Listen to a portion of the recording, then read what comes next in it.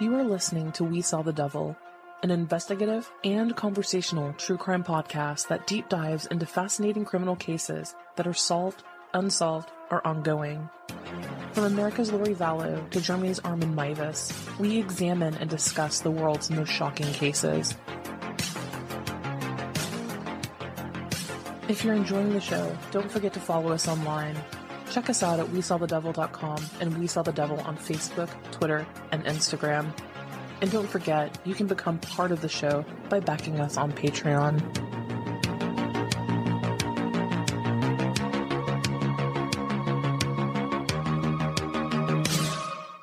Hello everyone, you are listening to We Saw the Devil. This is Robin, and if you're listening today, bless you. I'm actually super surprised at how many of you are actually interested in the topic of Chris Chan in the entire Chris Chan saga, because it's not something that's generally of interest in true crime circles. It is in fact a verifiable shit show, but it's not one that the true crime podcast community typically gravitates towards.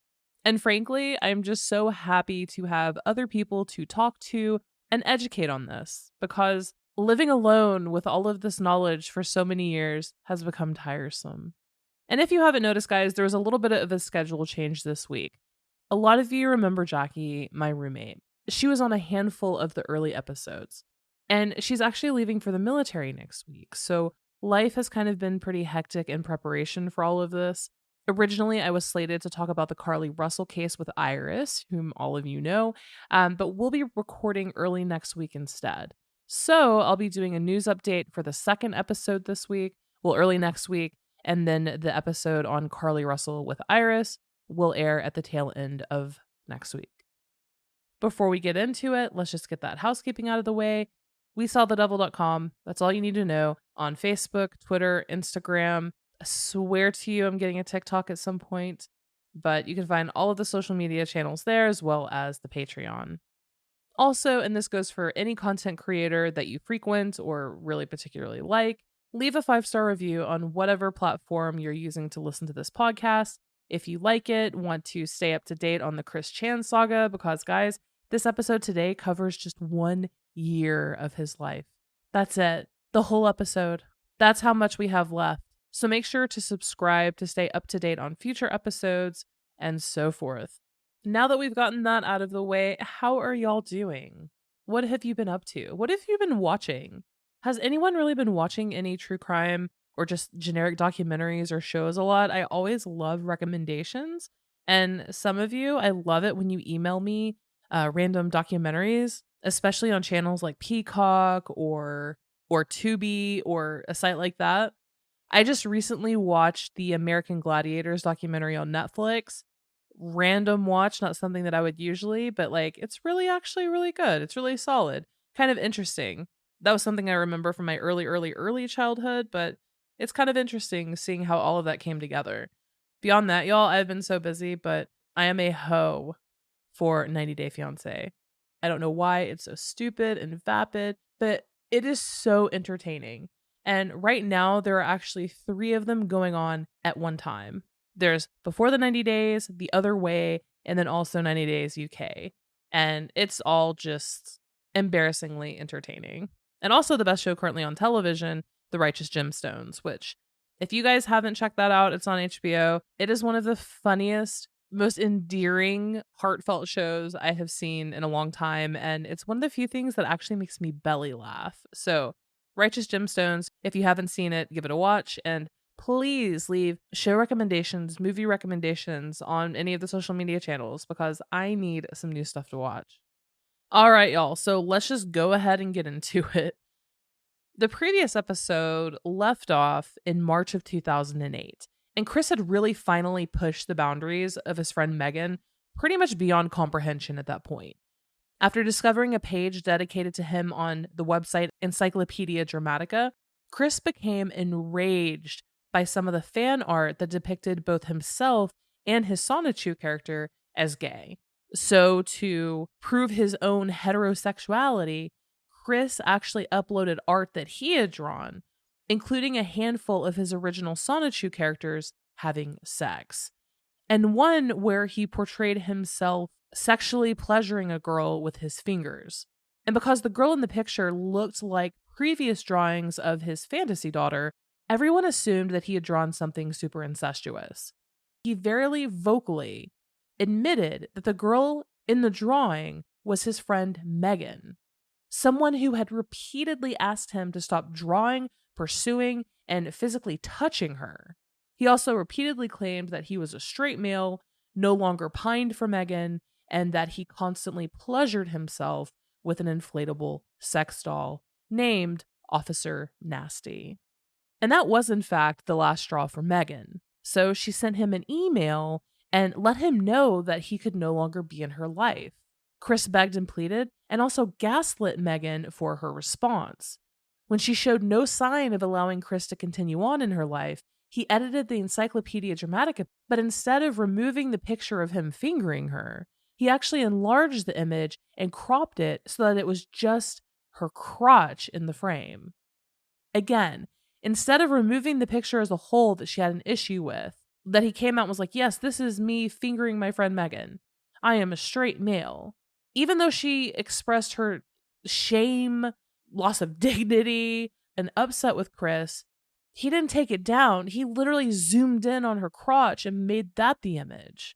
So Megan sent him this email, and I quote, "Look, my main issue is not the website itself. It's just the fact that you drew those weird pictures. Okay. So instead of removing that one completely, you enlarged my crotch. Thanks a lot. Why didn't you just remove it?" Well, I'm sorry, but that just makes me even more angry in a way. It's not that actual sex act that traumatizes me. It's the fact that you fantasize doing such things to me when you know I would never. It's like, how do I know you're not going to abduct me and such? That was a figure of speech. You know what I mean? It creeps me out you have such thoughts about me. It's like you're stalking me, so you really need to back off. I mean, thinking like that is one thing, although disturbing as well, but sitting down and actually drawing a detailed image of it is even worse. I don't like being around people who like that at all. I don't like being around people who think only of sex and pleasure. I don't care how lonely you are. I haven't had luck with relationships either, but I don't boast about being a virgin with rage. When you say things like that, it just makes you sound like you're looking for someone to fuck. I'm sorry to say this, but you're partially to blame for some of the content on the site. Because things about me and things they quoted about me came from you, obviously. You have those blog things, so you blabbed to the whole cyber world about the angry email I sent you last summer. Okay, just whose business is it anyway? I don't understand why you post things involving me like that. And you also made it sound that I had just wrote you an angry email and you had nothing to do with it, when in fact, the reason being was because I was sick of telling constantly to stop touching me. That is sexual harassment. I wrote the email in response of what you did wrong to me. Although it may not seem like a big deal to you, it was to me. Just because I've allowed other guys to hug me doesn't mean you automatically have that right. I have the right to decide who can get close to me. If a female doesn't like the way a guy advances or touches her, even if other females are okay with it, if that one female doesn't like it, it is sexual harassment. You greatly need to understand that. That's all I have to say to you. I'm too angry and upset to want to help with the website's demise. So sorry, but you're on your own with that one. P.S. I think it's rather amusing how you complain of these people defiling you. Yes, many posts are ridiculous, but you have defiled Mary Lee Walsh and our wonderful security officers who are simply doing their job. Then you defiled me and lied about it. You need to stop with this mindset that the whole world's against you and start taking some responsibility for once. Example, it's wrong to hate these people when you broke the rule by soliciting and loitering. Hey, at least they're doing their job and I support that. And that's basically probably the biggest mic drop moment in Chris's life. Side note, apologies for the gravelly voice, guys, getting a little sick. So apologies for the little bit of extra gravelness in my voice. I just frankly can't fathom how Megan felt. She was being nice to this guy at her local gaming store, became friends with him, tried her best, was incredibly patient for countless emails. I mean, at least 20. Went back and forth with him, following up, hey, I don't like it when we're playing a game and you try to hug me, when you try to touch me. All of the emails between the two of them are public online. He very clearly pushes against her boundaries time and time and time again even at times becoming lecherous. And then him posting the picture that he drew of him engaging in a sexual act with her is just beyond comprehension. Now, Encyclopedia Dramatica is editable by basically anyone. It works like Wikipedia. So Chris was able to consistently change captions, pictures, whatever. Now, he could have tried to get the photo removed. He could have, done anything. But instead, he kept the picture up and then changed the caption on the photo. On this salacious drawing of him and Megan, he changed the caption to say, drawing pictures of himself having sex with his lost sailor soldier, Megan, who dumped his sorry ass for drawing the pic of him fucking her. She never even had any inkling of interest in him. What an intolerable sad sack loser.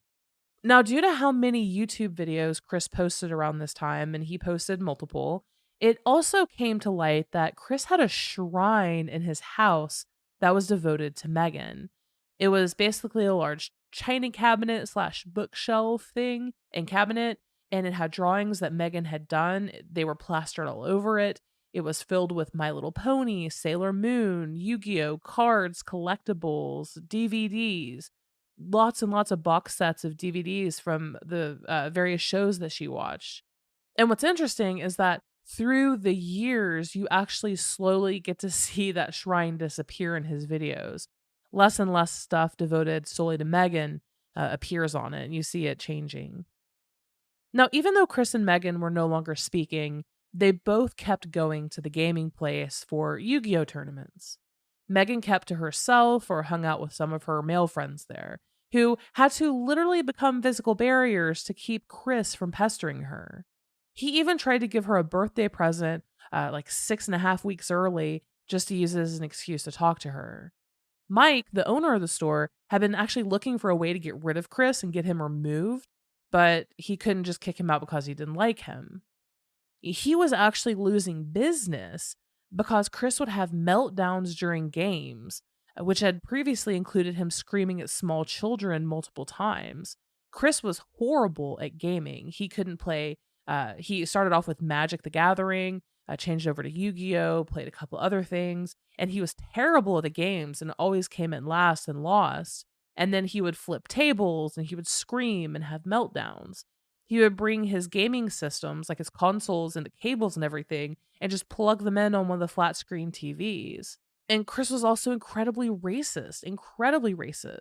And so any African American that walked in the store while Chris was there, Chris made a huge ordeal and scene acting like they were going to steal his stuff, and he would go put it in a corner and sit on it and then watch them.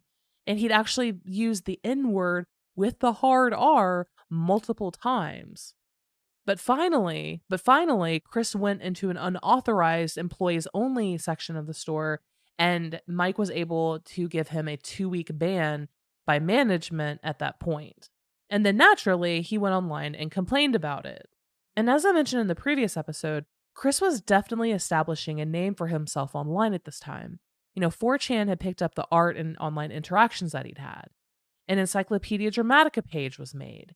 And Chris himself, he shared his own personal emails and thoughts with various trolls who messaged him. Granted, he thought that they were women who were interested in him. But then he began to put pornographic drawings on his personal website.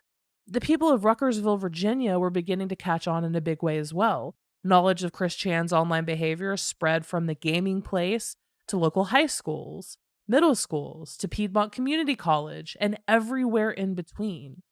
It didn't take long until the pastor of Chris's church, Grace Baptist, discovered the Encyclopedia Dramatica page and expelled Chris entirely.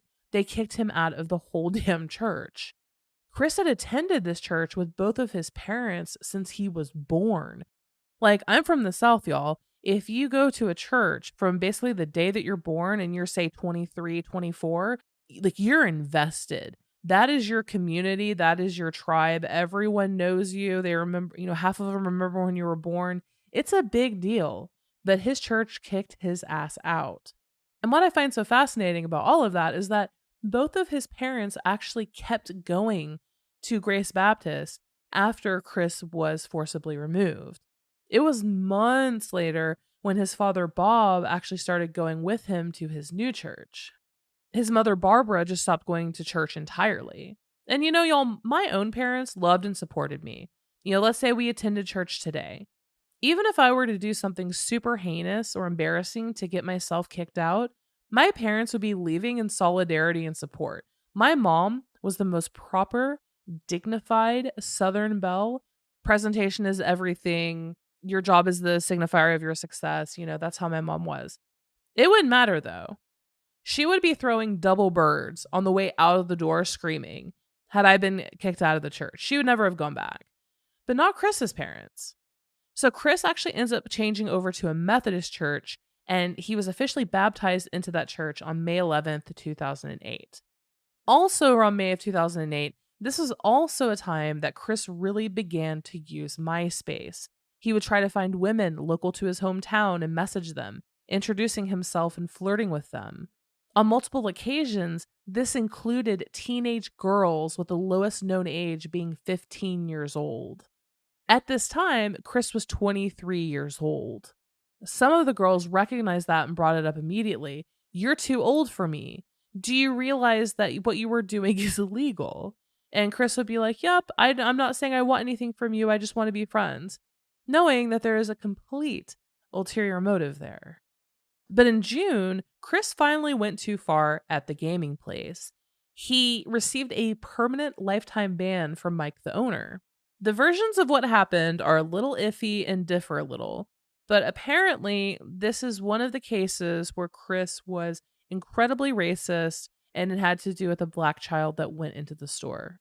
Although I have seen various versions of events, and we all know that Chris is not a trustworthy narrator of his own story.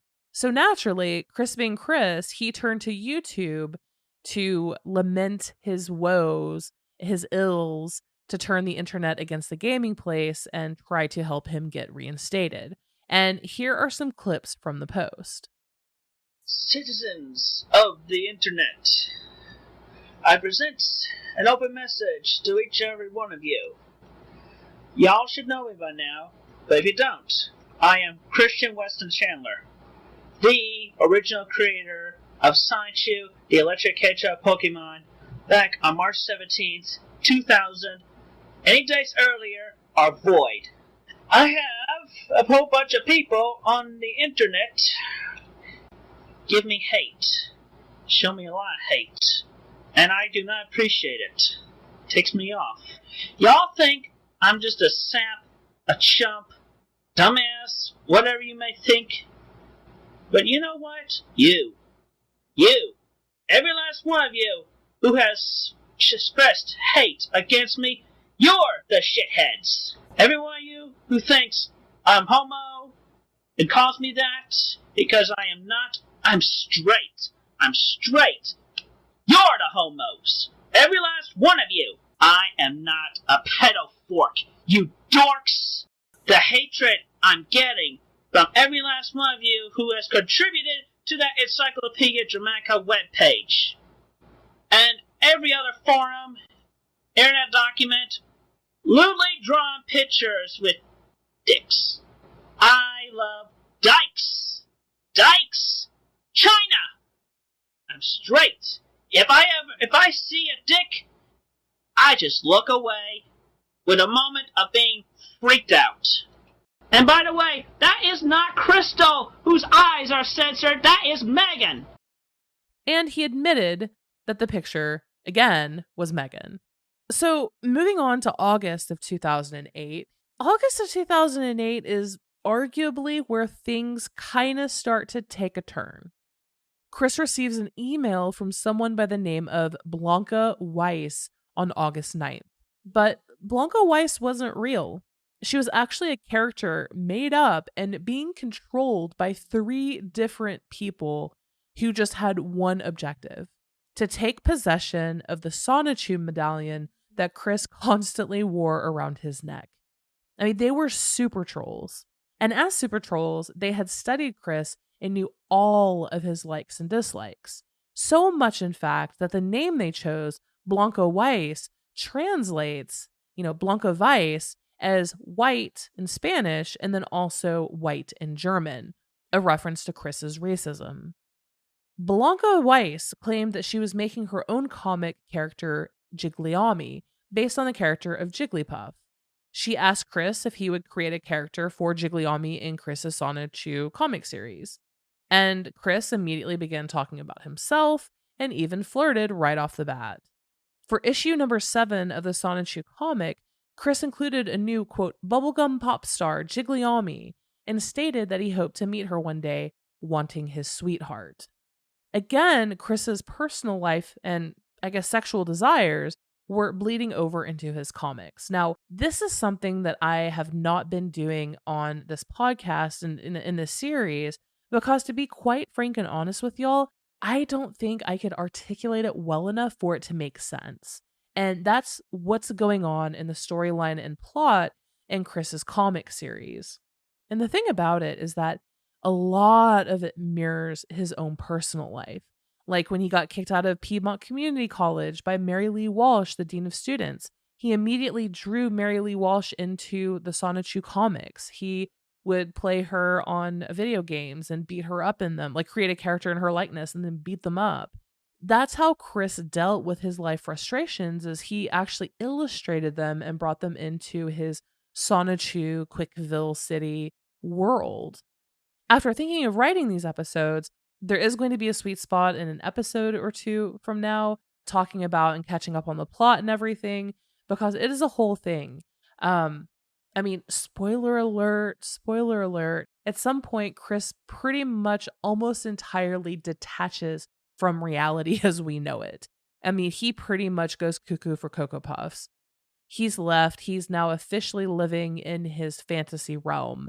And it's incredibly sad, but that's when the Sonichu comics and a bunch of other stuff really closely, like he creates this entire world around his delusions. And so I think at that point, I'm going to catch you up on the full plot of the Sonichu universe at that time.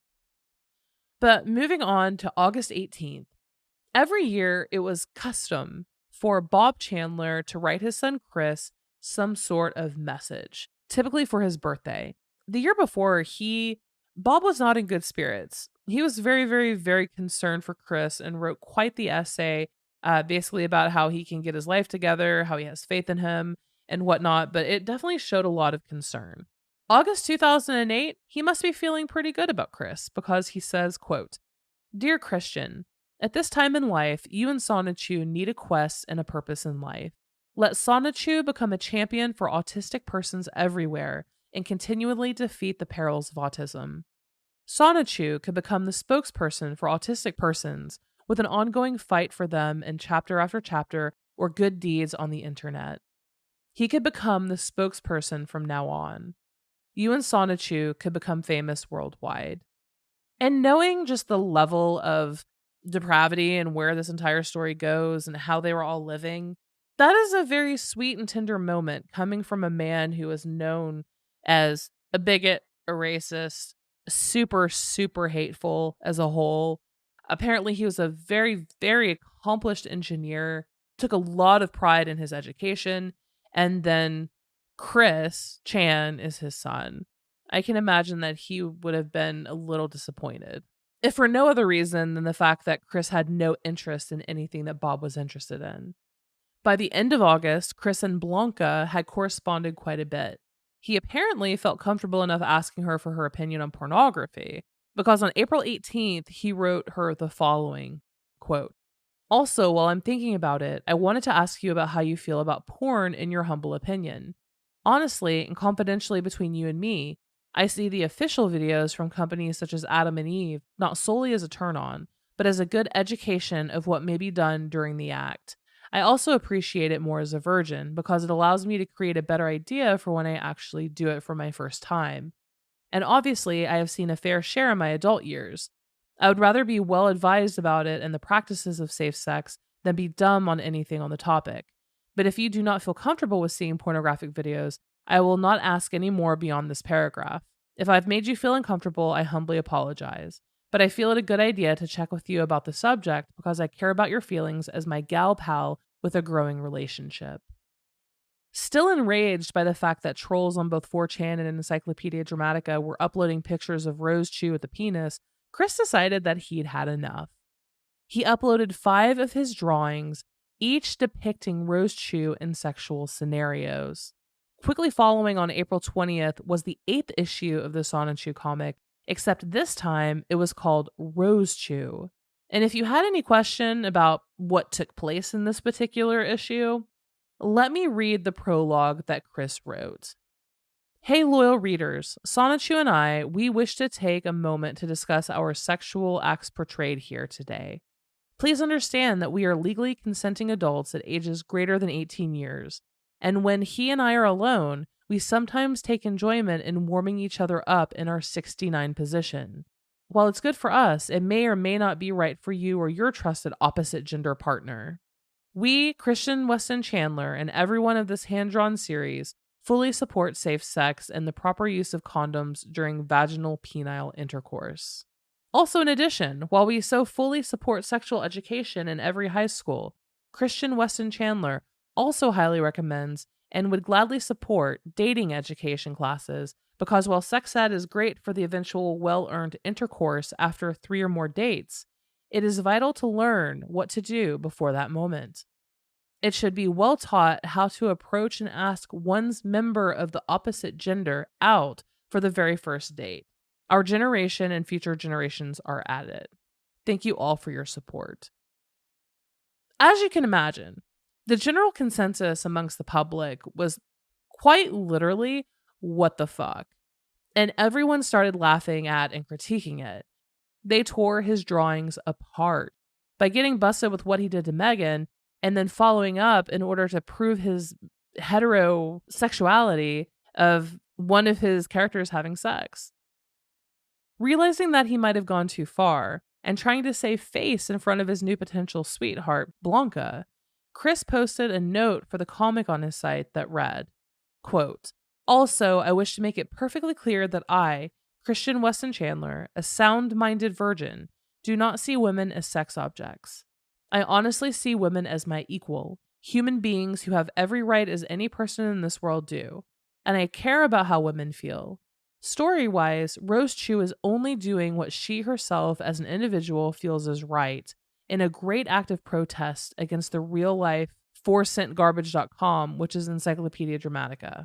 And every woman has every right as human equals to speak their voice as loud as they feel or against what they set their individual sights on. Ladies, I care. I seriously do. I just wanted to make certain you understand that."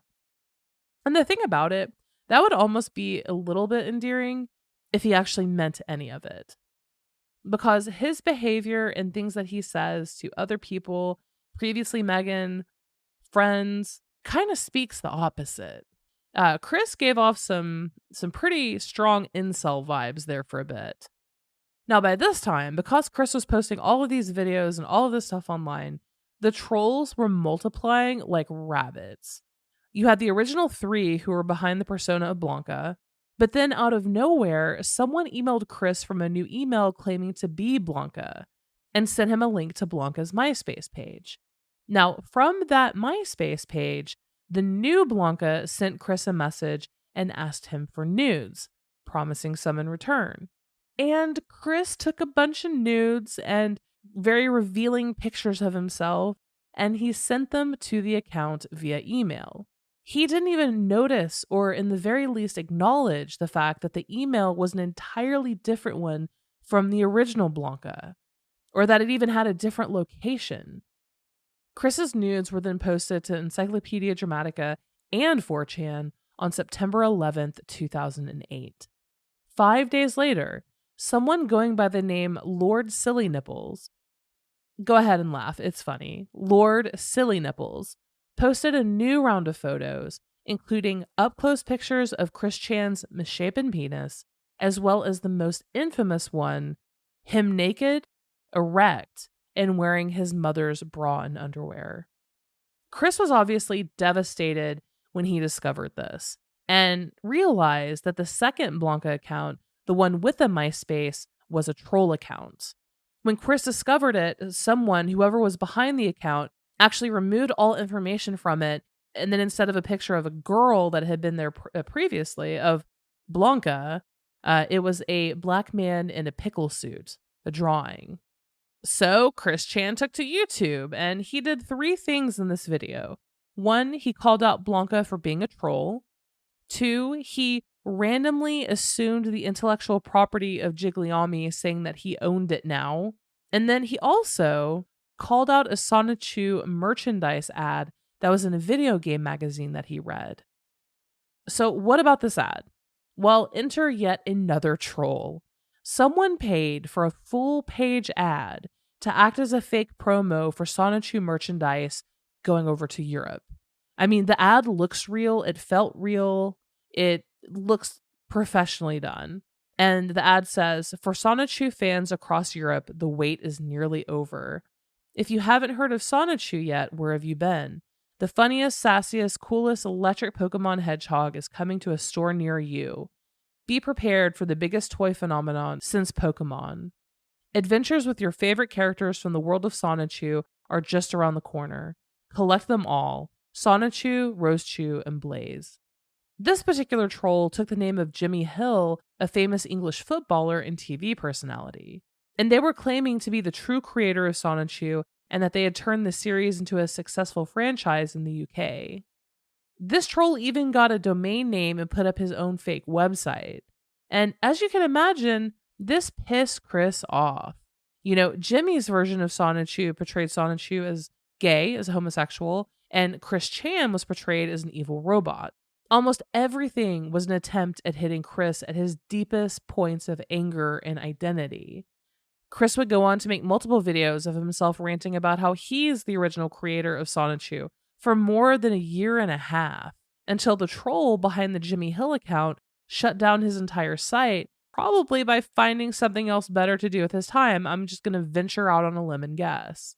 Chris then re-engaged with the original Blanca email account, and the original trolls there were successful in their endeavor to convince Chris that they were the real Blanca and that the MySpace one was fake. Chris actually believed them, and they went so far as to ask Chris for a voice call so that he could hear her voice. They apparently got a female friend to pretend to be Blanca, and then Chris was satisfied with the result of that. So Blanca was still in the game. But quickly turning our attention over to another troll who actually ends up having a dual role in Chris's life, one of troll and of friend. The year prior, back in 2007, Chris began receiving emails from someone by the name of Vivian Yee. And Vivian claimed to be the original creator of Sonichu. She was another random troll. And she would send Chris hateful messages. Her first message to Chris was in November of 2007, November 4th of 2007. And it said, quote, I am Vivian Yee, originator of the Sonichu concept. I have noticed that you have a strikingly similar character that I have created. Some people have accused me of stealing your idea, and I would like it if you could announce that I have not stolen from you. I would really appreciate it. I mean, obviously, she was a troll, and she is joking, and she was not the creator of Sonichu, so you can imagine someone like Chris would just be wilding out over that. So Chris wrote her back and was like, no, you're not, I am. And she lost her shit. Her second email to Chris said, Jesus, are you so high on your horse that you think it's fan art? Jesus Christ, man, you are irritating me. You are putting me under more damn stress than you'll ever have. I already broke up with my boyfriend and college ain't helping shit. You and your claims of your precious characters that mean nothing to anyone. They mean fucking nothing to anyone because they are worthless to everyone. You think you had a worse weekend, huh? Then tell me your story and I might feel some damn pity. I want to express my goddamn self to the internet, and I find that some prick who thinks he's so great can call homosexuals wrong, and I have two lesbian friends who would be offended as fuck by your ignorance and think that going around stalking girls will get you a girlfriend. Newsflash, bitch, you mean nothing to this world and you will never get fucking laid unless you improve yourself. Your troubles with jerk-offs isn't because of them, it's because of you. Fuck off and die. Vivian Yee. I know it's kind of hard to imagine that this person becomes a friend of Chris, but it is true. And what's so interesting is that Vivian Yee, this person, would straddle the line between offering real life advice to Chris and seemingly want to help him better himself and improve himself. But then on the other hand, she would say trolly shit. It was involved in a couple, I hate to call them operations, but they were kind of, big Chris trolling events. And after Chris posted the Rose Chew porn in the end of August, Vivian Gee reached out to him to talk about that as well. She said, quote, "First off, no one really wants to know how two made up hedgehogs have sex. No one. People would rather find out how actual people have sex, not hedgehogs. Second off, proving something about women's rights or something by having a girl strip naked, that's a conflicting message. I don't know what kind of message you are trying to portray. You say you care about women, yet your pictures and other sayings all conflict with one another. I honestly don't know what to feel except one thing. To quote the great Asuka, disgusting. Third off, you should have better judgment when adding in jokes. That Obama joke comes off extremely racist. You clearly make the joke about his skin color with him repainting the White House black. If your father or mother have been teaching you this kind of thing, just learn to think for yourself. Please. Chris, you've got a way to fall." And that would go on for a very long time. There are interactions like that, of Vivian saying realistic things and giving him actual advice. And sadly, Vivian was probably the closest that Chris would ever get to having an actual online friend, whoever Vivian actually was. But during this time, Lord Silly Nipples was back at it full time. He surveyed Chris's writings and learned of a friend that he had had in high school. So enter the fake Tiffany Robinson. He pretended to be Tiffany and emailed Chris asking him for a copy of his "Yep, I'm on TV" home DVD movie that he was making about his life in Sonichu. And Chris immediately took the bait and sent him a copy of the DVD. And in no time, you guessed it, y'all, the entirety of that DVD was uploaded to 4chan and Encyclopedia Dramatica. And countless photos and stills and other information immediately were taken and published and disseminated online. Everything from pictures of Bob Chandler, Chris's father, to Barbara, his mother. Barbara gained the name Snorlax because in the picture that Chris used of her, it shows a heavyset woman asleep in the chair. And that became a common name and meme on the Chris Chan communities. And these communities were popping up all over the internet. And then at the end of September, trolls were able to hack Chris's AOL email account. And they gained access to the motherlode. They took control of his YouTube, his MySpace, his eBay, and Facebook accounts. They leaked all activity to the public. They gained access to his bank accounts. But most of all, they wanted something that would shock, get attention.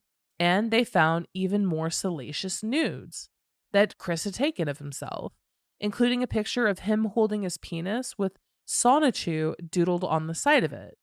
They got emails, they got sex emails, they got his home address, his home phone number. Trolls began to call his home. They got into his eBay account and published his whole eBay porn buying activity. Chris had no choice at that point but to make a new email and also new accounts. And the thing about it is that he was frustrated that people were able to hack into his stuff, but he wasn't mortified. He didn't express any level of shame, embarrassment, anything like that. Anything embarrassing that happened, he would just go on the defensive and attack whoever was making the claim or blame it on somebody else. He really is incapable of taking accountability or responsibility for his own actions in any capacity. Okay, y'all, I'm going to end this episode with the entry in the story behind Panda Halo. Enter a new troll who went by the name of Panda Halo. Real name, Sarah McKenzie. Panda messaged Chris while Chris was talking to Blanca, and they actually ended up getting pretty serious pretty quickly. Chris actually ended up breaking off his relationship with Blanca over Panda. He made an official video saying that he was taken, had found love, and his new official sweetheart. And that's all that people knew until an AIM conversation between Chris and Panda. Because there was such limited information on Chris and Chris's home life at this time, Panda started asking him a bunch of questions about his life. Like, they're talking about Christmas time, and Chris was talking about like his dad and how his parents hadn't had sex in at least 2 decades, that they haven't slept together in bed, just sleeping for at least 2 decades. Panda immediately asks if his parents go to strip clubs or sex clubs or anything else, and then said, "One thing I've always been curious about, where did you learn to masturbate?" And Chris said, "Actually figured it out for myself in my room one night after having unlocked the parental lock. I found the pool scene and I like to play games too, and I just figured it out myself at about 16 years old. And then I did take a sex ed class in high school." And then Panda says, "Ah, Chris, have you heard of World of Warcraft?" And then Chris is still talking about sex ed class, talks about what they teach, and said, "No masturbate or sexual positions. Again, I had to learn that for myself from the porn." And Panda's like, "Oh, hey, you should really make a new video of the things that you've been up to. By the way, great thing porn is very educational because this is how I learned about dog sex." Chris responds, "Speaking of animal sex, I've thought about it some more, and if you help me with that and watch, I may do it with a female dog for you." Panda asks, "What kind of dog would you have sex with? A fluffy one?" And Chris says, "I don't think so. I can imagine myself doing it with a collie at least. You know, like Lassie." And Panda says, "Oh, Lassie is a pretty dog." A few minutes later, Panda changes the topic and says, "Do you ever fart, but you're unsure if it's going to be a fart or a poop, and sometimes little poop comes out and then you have to change your underwear?" Chris replies, "Yeah, but sometimes I can be sure beforehand." Panda offers adult diapers, to which Chris did not take the suggestion very well. And then Panda said, "I thought you might find them comfortable since you like wearing women's underwear. Speaking of which, why don't you try just buying your own women's underwear instead of borrowing your mom's?" Chris said, "FYI, I have not borrowed my mother's for years. Let's not talk panty talk anymore for now." So Chris actually told on himself that he had been wearing his mother's underwear for years at that point. A lot of Chris's conversations with Panda were very sexually explicit. Chris would talk to Panda on Skype and have these calls on the family computer, which was in the middle of their kitchen. Bob and Barbara would come through the screen, into frame. Chris would touch himself, literally masturbate in front, like out in the open where his parents could walk by at any time. He talked openly about sex and did really weird shit. Guys, I'm going to let you know that the next thing I'm about to tell you is really, really, really gross. I am very rarely actually just physically I very rarely have a visceral reaction to just reading stuff, but for some reason I did on this. 2008 was also the time, via his chats with Panda, Chris admitted that he saved his semen when he ejaculated while he masturbated. But that wasn't all. Chris also admitted that he drank it. Panda would ask Chris about his masturbating habits and what he did and so forth. And Chris replied that he ejaculates into little plastic cups and then quote unquote recycles it. He said, quote, and explaining it to Panda, because I've done that. It's called recycling it. Yeah, so it's basically recycling. So he doesn't necessarily lose it. If you think of it as a waste, if you banged it out and then you flushed it down the commode or leave it in the condom in the garbage can. Though personally, I've been getting sick of swallowing my own, so lately I've been disposing of them. Now, things that we know about Chris is that Chris believes in communication that he's had regarding his father, Bob. He believes that men have sperm in their bodies for decades, like until they die. So Chris believed that he was conceived, that Bob had had that sperm, in his body for 30 years, waiting to procreate Chris specifically, and that there's a finite amount of sperm. So if you are ejaculating without the intent of reproduction, it is a waste. But in all seriousness, this is when everything goes completely haywire and off the rails with the trolls, and then Chris goes into complete full-on deviant mode. It's going to be horrifying to witness. And here's the thing. This entire situation is just one huge Greek tragedy. So let's quickly give a TLDR on Chris as a human. Chris's dad was also autistic, but also a narcissist who hated his home life and essentially checked out on his family. His mother was severely mentally ill, a hoarder, and spent most of her time asleep. He was nonverbal until he was like 4 years old and then became obsessed with Sonic the Hedgehog. So he created the Sonichu character comic, a hand-drawn comic combining Pikachu and Sonic the Hedgehog while in high school. He went on to the local community college, but he was kicked out for creeping on girls and holding "I want a girlfriend, but no blacks" sign. He was kicked out of the mall, his local Target, his local Walmart for harassing women and also holding a sign. His one refuge was the local gaming store, and he befriended a girl there, and the two became incredibly close until he repeatedly crossed her physical, mental, and sexual boundaries and ended up uploading a drawing he made of himself finger banging her, where the entirety of the internet then discovered it. He was besieged by countless trolls who pretended to be girls who were interested in him. He would talk to them about things like himself, Sonichu, how he recycled his semen by ingesting it, and his masturbation techniques. He took several videos of himself fucking a blow up doll, and those got hacked and leaked to the entire world. And finally, he admitted that he would have sex with dogs if his internet girlfriend wanted him to. And y'all, like I said in the very beginning, this is just the tip of the iceberg. It gets way more depraved from here. And I have a lot of thoughts on all of this because with Chris Chan, you're kind of constantly waffling back and forth.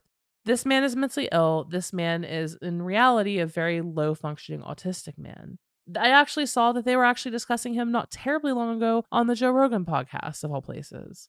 But I'm actually going to hold off on giving an outside opinion, even the utmost professionals, on what's actually mentally going on with Chris. But we will definitely be talking about that. But that's it for this episode today, y'all. I'm going to go read Goodnight Moon, possibly splash some bleach in my eyes. You know, while researching this episode for all of you listeners, I saw things that I'm pretty sure ruined me as a human being.